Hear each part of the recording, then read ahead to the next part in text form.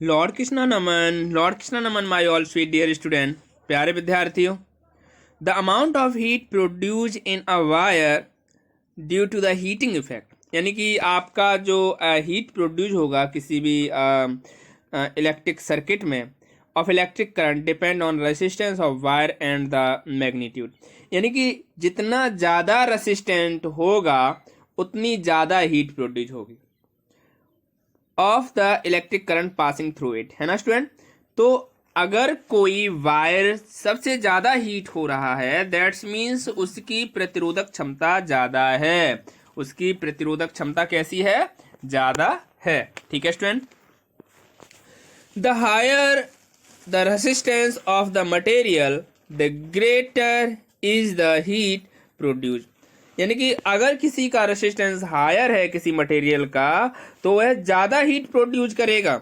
Resistance of wire depend on nature of material, प्रतिरोधक क्षमता जो है किसी तार की निर्भर करती है उसके प्रकृति पर, मटेरियल की प्रकृति पर, उसकी लंबाई पर, उसकी मोटाई पर। किस पे निर्भर करती है, नेचर ऑफ मटेरियल पे, लेंथ पर और थिकनेस पर। इन तीनों पे निर्भर करती है, nature of material, length and thickness of the wire. Similarly, greater the magnitude of current passing through a wire, greater will be the heat produced, यानी कि जितनी ज़्यादा मैग्नीट्यूड होगी किसी करंट के पास होने की किसी वायर में तो उतनी ज़्यादा हीट प्रोड्यूस होगी। इसके एप्लीकेशन क्या है? सबसे पहला एप्लीकेशन तो आपका प्रेस है, विद्युत प्रेस, इलेक्ट्रिक प्रेस देखा होगा आपने, इलेक्ट्रिक आयरन बोलते हैं, इलेक्ट्रिक रूम हीटर भी इसका एक एग्जाम्पल है। Immersion rod, electric toaster work on the principle of heating effect of current. All these appliances have a coil of high resistance wire called heating elements. तो जितने भी ये एप्लियंस हैं इनमें सब में जो वायर होता है वह हीट हो जाता है। क्यों हीट हो जाता है? क्योंकि इनकी रेसिस्टिविटी हाई होती है। Which is made of nichrome, ये नाइक्रोम के बने होते हैं, and alloy of the nickel and chromium और आयरन। और ये नाइक्रोम निकल, क्रोमियम और आयरन के मिलने से बनता है, इनके एलो से बनता है। The electric bulb which is used for producing light also experience heating effect of current, यानी कि जो बल्ब होते हैं वह भी हीटिंग इफेक्ट ऑफ करंट पर ही के ही एप्लीकेशन पर वर्क करते हैं। A very thin high resistance filament made of tungsten metal is present inside the electric bulb. Electric bulb के अंदर एक टंगस्टन मेटल यानी टंगस्टन धातु का बना हुआ एक फिलामेंट होता है। जब हम इसमें इलेक्ट्रिसिटी फ्लो करते हैं तो ये मतलब सबसे ज़्यादा इसकी प्रतिरोधक क्षमता बहुत ज़्यादा होती है। ये इलेक्ट्रिक करंट को प्रतिरोध करता है, रोकता है और मतलब यह हीटिंग इफेक्ट के कारण जलने लगता है। When electric current passing through the tungsten filament, it start emitting light and get heated. जब इलेक्ट्रिक करंट यहाँ टंगस्टन फिलामेंट से फ्लो होता है तो ये लाइट को इमिट करता है और यहाँ से हीट निकलना स्टार्ट हो जाती है। Thus an electric bulb not only produce light but also gives out heat. Electric bulb जो है केवल लाइट को ही प्रोड्यूस नहीं करता, हीट को भी प्रोड्यूस करता है। This lead to waste of electricity. ठीक है, यह सबसे ज़्यादा ही मतलब इलेक्ट्रिसिटी को वेस्ट करता है। Hence electric bulb are not power efficient source of light, ये बहुत कम मतलब पावर एफिशिएंस नहीं है, मतलब इन्हें बहुत ज़्यादा एनर्जी चाहिए, मतलब बहुत ज़्यादा इलेक्ट्रिसिटी चाहिए। CFL prevent wastage of electricity, CFL जो है इलेक्ट्रिसिटी को प्रिवेंट करते हैं, वेस्टेज को, ये बहुत कम इलेक्ट्रिसिटी का यूज करते हैं। The wastage of electricity can be reduced by using fluorescent tube light. तो हम फ्लोरेसेंट ट्यूब लाइट का यूज करते हैं। फ्लोरेसेंट जो होता है चमकदार, आपने देखा होगा कि जब भी आप रात में सफ़र करते हैं तो कहीं पे आपको फ्लोरेसेंट डाई से बने हुए पोस्टर्स दिखाई देते हैं, है ना, जिसमें बहुत मतलब जो आपके यातायात के इसमें रूल्स लिखे होते हैं, साइन बने होते हैं। आपकी लाइट की जैसे ही मतलब आपकी गाड़ी की जो लाइट पड़ती है उन पे तो वो चमकते रहते हैं कुछ देर तक, तो फ्लोरेसेंट यानी कि चमकते रहते हैं, है ना, ट्यूबलाइट। अब ट्यूबलाइट के अंदर फ्लोरेसेंट जो है इसका यूज किया जाता है। तो जैसे ही इलेक्ट्रिसिटी आती है तो ये काफ़ी तेज चमकते हैं। एंड कॉम्पैक्ट फ्लोरेसेंट लैम्प, मतलब CFL का फुल फॉर्म क्या है? कॉम्पैक्ट फ्लोरेसेंट लैम्प, ठीक है। Instant of electric bulb, instead of electric bulb, electric bulb की जगह पे इनका यूज होता है। They do not work on the principle of heating effect, ये हीटिंग इफेक्ट पर वर्क नहीं करते हैं of electric current because they do not have filament, इनमें फिलामेंट नहीं होता। CFLs can be fix in ordinary bulb holder, तो ये ऑर्डिनरी बल्ब होल्डर में फिक्स रहता है। That are use for electric bulb, जो इलेक्ट्रिक बल्ब की जगह पे यूज किया जाता है। The running cost of CFL and fluorescent tube light is much less as they consume less electricity and last longer, तो ये ज़्यादा महंगे भी नहीं हैं और इनमें बहुत ज़्यादा एनर्जी भी, मतलब इलेक्ट्रिसिटी भी खर्च नहीं होती। Before buying an electric appliances look the ISI mark, Indian standard institute. आप ISI का मार्क जरूर देख लीजिए, कहीं ऐसा ना हो ये चाइनीज हो। नहीं, चाइनीज पे भी होती है, लेकिन मैं ये नहीं कहता, बहुत सारे ऐसे होते हैं जिनका कोई कंपनी नहीं होता है, कोई ISI मार्क्स नहीं होता है। ISI मार्क्स का फुल फॉर्म है Indian standard institute. As this mark ensure that the appliance is safe to use, ISI mark ये बताता है कि ये एप्लियंस जो है इसका यूज करना सेफ होगा। The wastage of energy is minimum, और आपकी एनर्जी जो है कम से कम खर्च होगी। शॉर्ट सर्किट एंड ओवरलोडिंग, कभी कभी आपने देखा होगा कि शॉर्ट सर्किट्स हो जाते हैं ओवरलोडिंग की वजह से। If excess of electric current passes through a circuit, it may cause damage to electric appliance and can also cause fire।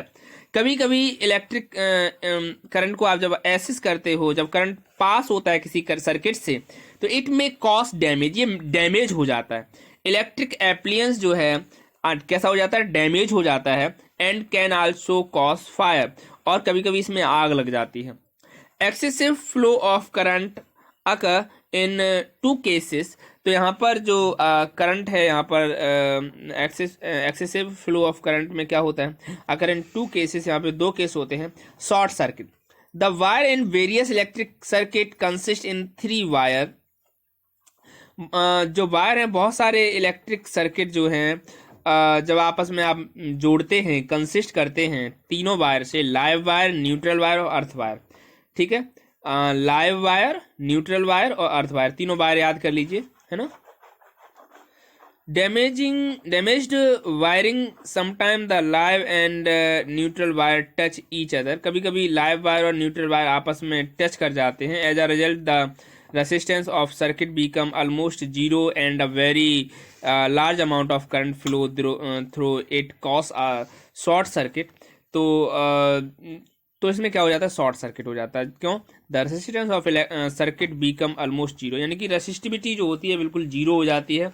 And a very large amount of current इसमें flow हो जाता है, बड़ी मात्रा में करंट फ्लो हो जाता है, जिससे शॉर्ट सर्किट हो जाता है। शॉर्ट सर्किट में लीड टू इलेक्ट्रिक फायर, ये शॉर्ट सर्किट जो है इलेक्ट्रिक फायर प्रोड्यूस कर, मतलब इलेक्ट्रिक फायर यानी कि आग लगा देता है। ओवरलोडिंग क्या होती है? An extremely large amount of current is drawn when too many electrical appliances are connected to a single socket। Single socket में जब आप बहुत सारे इलेक्ट्रिक एप्लियंस जोड़ देते हैं, दिस इज कॉल्ड ओवरलोडिंग, तो इसे हम ओवरलोडिंग कहते हैं of electric circuit, which can lead to over heating and electric fire. भाई एक ही वायर से आप बहुत सारे एप्लियंस जब जोड़ दोगे तो उन सबको हीट, मतलब इलेक्ट्रिसिटी चाहिए, और ऐसे में आपका जो वायर है वो गर्म होना स्टार्ट कर देगा, तो उसे कहेंगे ओवर हीटिंग। क्या कहेंगे? Over heating. आपका वायर जो है ओवर हीटेड हो जाएगा और उसमें इलेक्ट्रिक फायर प्रोड्यूस हो जाएगी, यानी कि उसमें आग लग जाएगी। There are various devices use to prevent overloading and short circuit, बहुत सारी हम डिवाइस का यूज करते हैं इसको रोकने के लिए। Let's us study about them. Electrical fuse, a safety device, हम इसमें इलेक्ट्रिकल फ्यूज का यूज करते हैं। An electrical fuse is a safety device which work on principal of heating effect of current.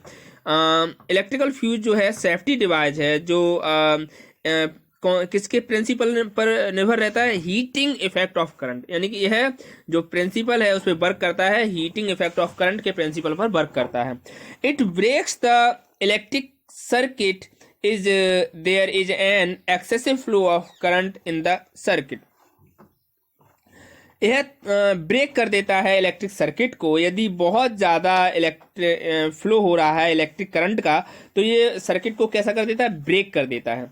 This prevent a possible electric fire, यह electric fire को रोक देता है। भाई जैसे ही ज़्यादा लाइट आई, ये आपका जो सर्किट है उसे ब्रेक कर देगा। ठीक है, तो क्या होगा कि आपके किसी भी एप्लियंस में फायर नहीं मतलब आग नहीं लगेगी। प्रिवेंट डैमेज, और ये डैमेज को क्या करेगा, प्रिवेंट करेगा, रोक देगा, है ना, to the electric appliances use, जिससे कि आप इलेक्ट्रिक एप्लियंस का यूज कर सकें। ठीक है, अब फ्यूज, कभी कभी हम फ्यूज का भी यूज करते हैं। अब fuse consist of a wire that is thin and less of low melting point. जो फ्यूज होते हैं उनके मेल्टिंग पॉइंट्स लेस होते हैं, like an alloy of tin और कॉपर। ये एलो होते हैं टिन और कॉपर के। When excessive current flow in the circuit, जब हम सर्किट में जब ज़्यादा मतलब फ्लो देखते हैं, थिन फ्यूज, तो जब आपका जो फ्यूज है वो थिन होता है, थिन वायर होता है, गेट ओवर हीटेड, या हीटेड हो जाता है, एंड मेल्ट, और पिघल जाता है। अगर इस पर ज़्यादा करंट फ्लो हुआ तो इससे मतलब ये मेल्ट हो जाएगा, और दस ब्रेकिंग द सर्किट, आपका सर्किट जो है ब्रेक हो जाएगा, यानी कि इलेक्ट्रिसिटी आना बंद हो जाएगी। And prevent damage of electric appliances, और आपके इलेक्ट्रिक एप्लियंस जो है अब किसी भी तरह से डैमेज नहीं होंगे। एमसीबी, मिनिएचर सर्किट ब्रेकर, इसका नाम क्या है, मिनिएचर सर्किट ब्रेकर। ठीक है, nowadays miniature circuit breaker MCB are being used in place of fuses, इसे फ्यूज की जगह पे यूज करते हैं। As these are switches that turn off automatically, ये ऑटोमेटिकली टर्न ऑफ हो जाते हैं। When circuit in the when current in the circuit exceed the safe limit, तो यहाँ ऑटोमेटिकली कैसे, जब when current in the circuit, यानी कि जब करंट सर्किट में आता है, एक्सीड मैंने बढ़ा हुआ, जब बढ़ा हुआ करंट सर्किट में आएगा, द सेफ लिमिट, ये इसको सेव करेगा। when the fault in the circuit is correct, जब सर्किट में किसी भी तरह का फॉल्ट देखने को मिलेगा, the MCB can be reset, तो एमसीबी रीसेट हो जाएगी टू द ऑन पोजीशन। ठीक है, and the circuit gets complete once again, और सर्किट एक तरह से पूरी तरह से कंप्लीट हो जाएगा। Cartridge fuse, nowadays in some appliances cartridge fuse are also used. Cartridge fuse are used extensively in commercial, industrial and agriculture appliances, as well as residential fuse panel and other equipment. ठीक है, तो आज के समय में जो हम appliances का यूज करते हैं उसे हम कहते हैं कार्टेरिज फ्यूज। कार्टेरिज फ्यूज का यूज करते हैं। इनका जो यूज होता है कमर्शियल रूप से होता है, उद्योग धंधे यानी कि फैक्ट्रियों में होता है, एग्रीकल्चर एप्लियंस यानी खेती बाड़ी में भी इनका यूज होता है, वेल रेजिडेंशियल यानी कि जो निवास घर वगैरह में इनका यूज होता है फ्यूज पैनल के रूप में, और दूसरे इक्विपमेंट के रूप में भी इनका यूज